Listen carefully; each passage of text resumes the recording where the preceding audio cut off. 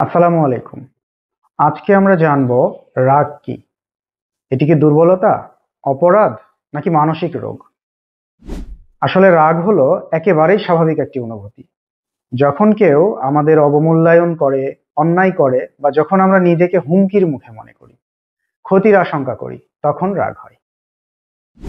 Journal of neuroscience ২০০৮ সালে একটি গবেষণায় দেখিয়েছে রাগের সময় আমাদের মস্তিষ্কের অ্যামিগডালা এবং প্রিফ্রন্টাল কর্টেক্স সক্রিয় হয়ে যায়। একদিকে ভয়, অন্যদিকে বিচার বিবেচনার সংঘর্ষ ঘটে।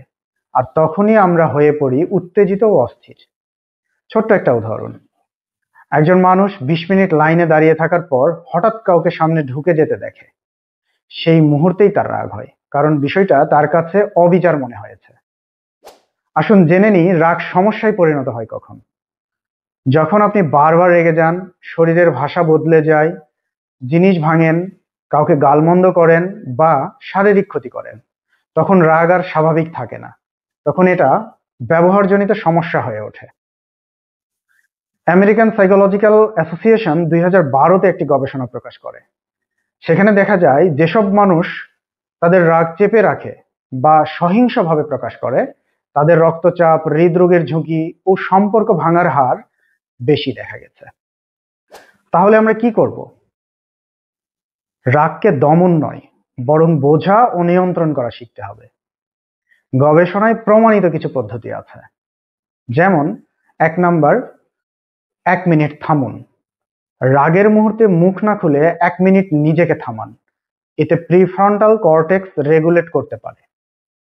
২ নাম্বার, ডিপ ব্রিথিং। কয়েকবার ধীরে কিন্তু গভীরভাবে শ্বাস নিন। কিছুক্ষণ থেমে আবার সময় নিয়ে ছাড়ুন। এতে কর্টিসল বা স্ট্রেস হরমোন কমে যায়। ৩ নাম্বার, সিবিটি বা কগনিটিভ বিহেভিয়ার থেরাপি। এটি মনের ভুল চিন্তা ধরতে ও পাল্টাতে সাহায্য করে। ৪ নাম্বার, জার্নাল লিখুন। রাগের কারণ ও অনুভূতি লিখে ফেলুন। এর ফলে যেটা হবে যে রাগের ইন্টেন্সিটিটা কমে যাবে, ম্যানেজ করা সহজ হবে। রাগ মানে যে খারাপ কিছু, এমনটি কিন্তু নয়। রাগ মানে আপনি অনুভব করতে জানেন, কিন্তু সেই রাগ আপনার জীবন চালাবে নাকি আপনি চালাবেন রাগকে? আপনি যদি রাগ নিয়ে লড়াই করেন, নিজেকে দোষ না দিয়ে সাহস দিন, আর প্রয়োজনে সাইকোলজিস্টের সাহায্য নিন। রাগ কমানো বা ম্যানেজ করা যায়, শুধু সাহস নিয়ে শুরু করা দরকার। আপনার আশেপাশে আরো অনেককে সচেতন করতে আপনি চাইলে এই ভিডিওটি শেয়ার করতে পারেন। দেখা হবে অন্য কোনো মানসিক স্বাস্থ্য সচেতনতার বিষয় নিয়ে।